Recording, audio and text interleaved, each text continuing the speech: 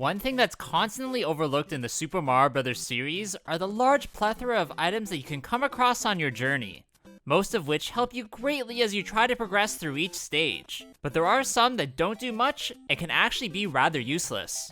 This exact topic inspired me to create today's video about the best and worst items in every Mario game, going through exactly how each one on both sides work, as well as explaining what makes them so notable to mention. Obviously, what qualifies as an item is up to a bit of interpretation, so you might also see a few enemies, objects, or power-ups if they happen to fit within the context of this video. Oh yeah, before we get started, my name is Copycat, and if you haven't yet, then please subscribe to my channel, hitting that bell button to stay notified when I upload new videos. The very first entry to be released in the franchise was Super Mario Bros. For the NES, which doesn't technically have any traditional items, so instead I'm going to look at a couple of enemies that can be used to help you defeat other foes, starting with the Koopa Troopa's shell on the best side of things. These turtle-like foes can be bonked off of to force them to hide within their shells, where they then can be kicked in either direction, which will cause them to slide on the ground and defeat any baddies in their path. You do need to sort of be careful, as the shell can ricochet off certain walls or pipes and can come speeding back at you to deal you damage. This is definitely the most rudimentary version of this item, as in later versions you can actually pick it up and decide where you're going to throw it, but this still can be useful in clearing large amounts of enemies on a single platform. On the bad side of things, I'm only going to include the Buzzy Beetle for two reasons. The first being it's pretty rare and you don't come across it much, and the second being that they are completely immune to fireballs, but otherwise they pretty much work exactly the same as their Koopa counterparts. When you beat the game, then you'll be given the opportunity to start Hard Mode, which turns every Goomba into one of these Buzzy Beetles, making your playthroughs a bit more tougher, but not that hard. The next game to be released in Western markets is Super Mario Bros. 2 for the NES, which has several items we're going to look at, starting with the flying carpet on the good side of things. You initially come across as being ridden by the Pidgeot, which is a strange bird-like enemy that tries to dive bomb you from the top of the screen on the carpet. You can remove this strange Pidgeot from it and actually ride it for yourself, although for a short period of time before it disappears. If you are using Peach, then you can use her glide ability to your advantage, and with the carpet, can skip a large amount of World 1 too. Another great item that you can find in this game is the stopwatch, which when pulled from the ground freezes the entire level in place, including enemies.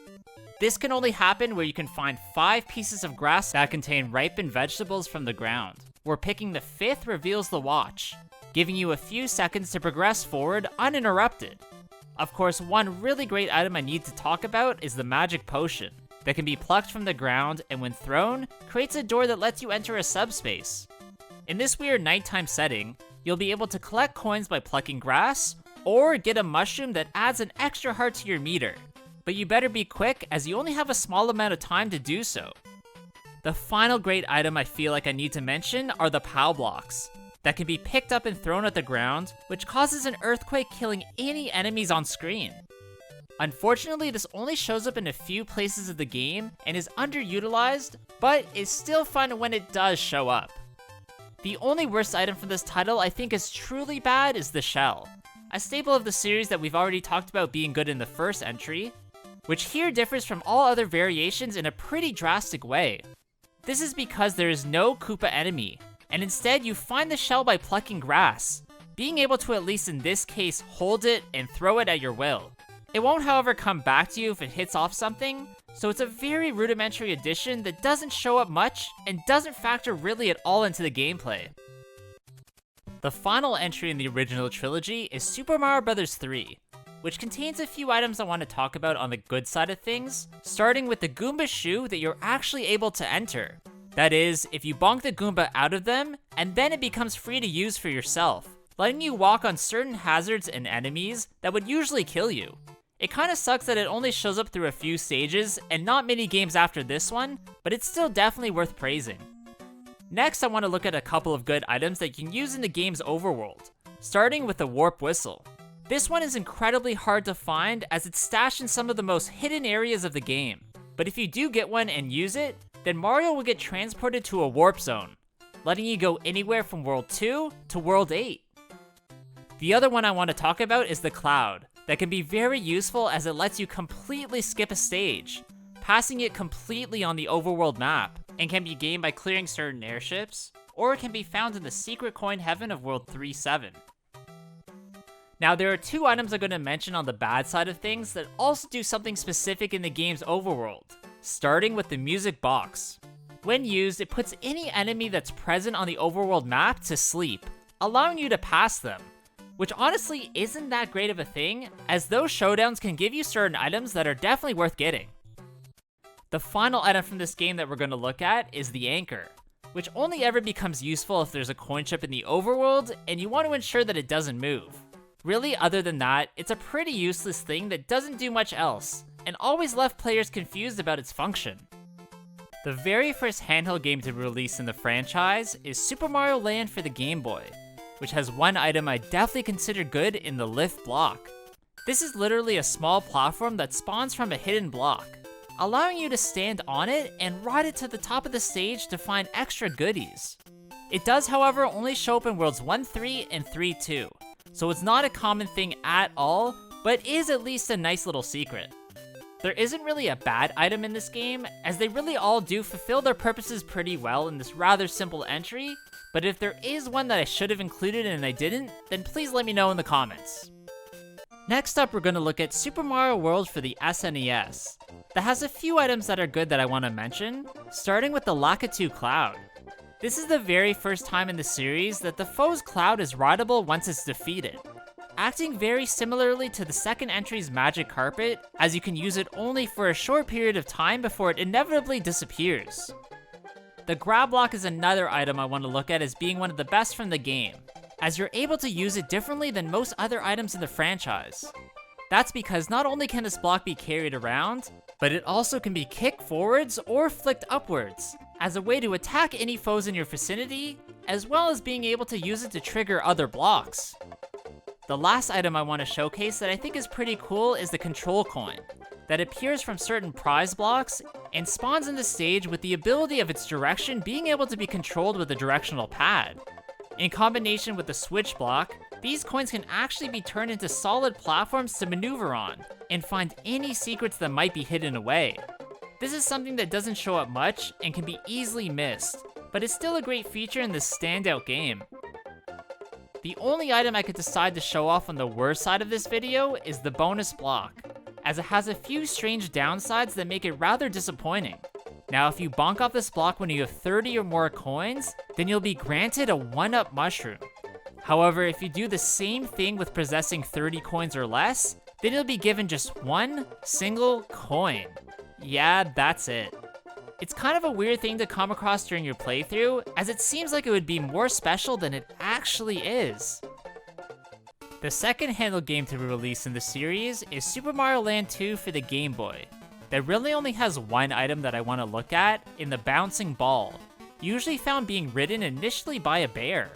This foe can be removed from the ball via bonks or fireballs, and then that ball can be rode by Mario himself, and used to safely cross spiked floors or any other obstacles that would usually kill you. It's too bad that you can't control exactly where this ball goes, but it's still a great item to use to your advantage. Like the first entry in this sub-series, there's not really a single item that I can say is bad, so if there's somehow one I missed, then please let me know in the comments again. The first 3D-based game in the series is Super Mario 64 that was released for the N64 in 1996, where once again, I can place the Koopa Shell in the best item category. This one, however, acts vastly different than before, where here you can now ride them like a surfboard across the terrain of the different courses. This is a really amazing reimagining of the enemy that truly works well within this 3D realm, letting you travel over certain hazards you usually wouldn't be able to, while also still letting you defeat enemies. The Spinning Hearts is another item that can be considered good, as when stood within, it heals you of any hit points you've lost during your playthrough. There's at least one you can find within each course you visit, and definitely can be a savior if you have no coins around you and just need a quick replenish. The last item that's a huge standout in this title are the cannons, that allow you to blast Mario high up in the air and far away, allowing you to reach certain spots there would be no regular way of getting to. Using this item is by far one of the most memorable moments of this franchise, and it's sad it's only been utilized a few times in more recent games. On the worst item side of things, I think it's pretty safe to say that most people agree that the magic carpet found in the Rainbow Ride course fits this category. These are restricted on moving along a set path that takes you throughout the terrible course they're found in, really slowing down the gameplay in a negative way that just makes things boring. The next game to come out was Super Mario Sunshine for the GameCube, where I think it's quite obvious that the FLUDD is the best item from it, really changing up what we've come to expect from the usual jump-based platforming. That's because the Flash Liquidizer Ultra Dowsing device adds a whole nother level to your ability to platform, both vertically and horizontally, of course depending on what nozzle you're using. It also gives you another way of defeating enemies, which leads to different situations and battles that aren't seen before or since. One item that you use in conjunction with the FLUDD are the water rockets, found during the Mecha Bowser battle in Pico Park. While you're riding on the roller coaster, you collect those rockets and use them to shoot and hurt the gigantic robot Koopa, sort of turning the gameplay into a third-person shooter, but still very much in the Mario realm. One item I have to put in the worst spot for Super Mario Sunshine is the barrel. Now, I think its main purpose is just to replenish the FLUDD's water supply if you run out, and if you throw it, it does do a bit of damage to enemies, but either way, it wasn't properly implemented and otherwise is rendered useless. Nintendo will return the series to its 2D platforming style with the new Super Mario Bros. Sub-series that started with the release for the DS, where I'd have to say that the best items from it are the star coins. This is because it gives you something else to do other than get to the goal to complete the stage, now encouraging you to explore a bit more and actually seek out secret sub-areas. I also enjoy how you always know there's exactly 3, and that the heads-up display actually tells you which one you've collected, at least indicating which section of the level they can be found in.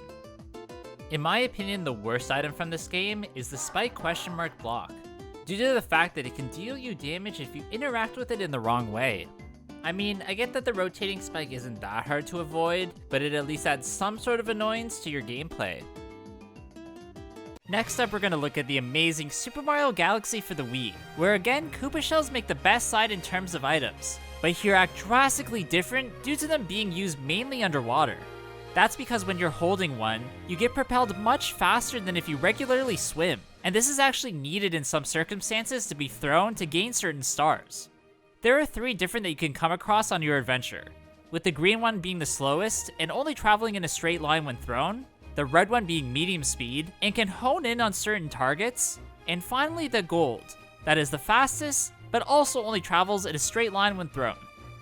Now, by far my least favorite item in the entire game are the floaty fluffs, as I constantly died during their section in the Gusty Garden Galaxy. This was due to having to grab onto these fluffs and catch a gust of wind, where you then can also spin to gain a bit of height, but only a few times before it dissolves in your hand and you fall to your death. The second installment of the new Super Mario Bros. Sub-series was released for the Wii in 2009, containing a couple good items I want to look at, beginning with the propeller block. This works very similar to the propeller mushroom, minus the power-up aspect, as when you're holding it, you have the ability to shake the Wiimote and shoot up in the air like a helicopter. I guess they wanted to include this mechanic during certain sections of the game and realized that you could always lose your powered-up status, and blocks are a safe second option. The other item I want to mention is the Koopa Clown Car, a vehicle you need to enter during a few Bowser Jr. boss battles. You have to use the car's spin attack to deal damage, which either slams Bowser Jr. into electrified guardrails, or deals damage to Giant Bowser. One item that completely ruins the gameplay and I consider to be very awful is the Super Guide Block, which only appears as a crutch for players who've died 8 times in a row in a single stage. When you trigger the block, then Luigi will appear and will actually clear the entire stage you're struggling in for you, which is a major cop-out, and any players who need to use this will never get any better. Next, we're going to look at one of my favorite entries in the series in Super Mario Galaxy 2 for the Wii, which has one item I absolutely love using in the drill spin, that lets you dig into the ground and travel through the middle of certain planets. This is done by shaking the Wiimote to initiate the drill, and is usually used in moments to find specific stars, and is even the main mechanic during the Dig a Leg boss battle. In terms of terrible items, one I hate are the bronze stars, that replace the normal golden power stars if the comic spirit was used to complete a level. This only happens if you lose way too many lives in specific galaxies, as the computer then completes it for you, but gives you that bronze star as a reward that doesn't actually count towards fully 100%ing the game.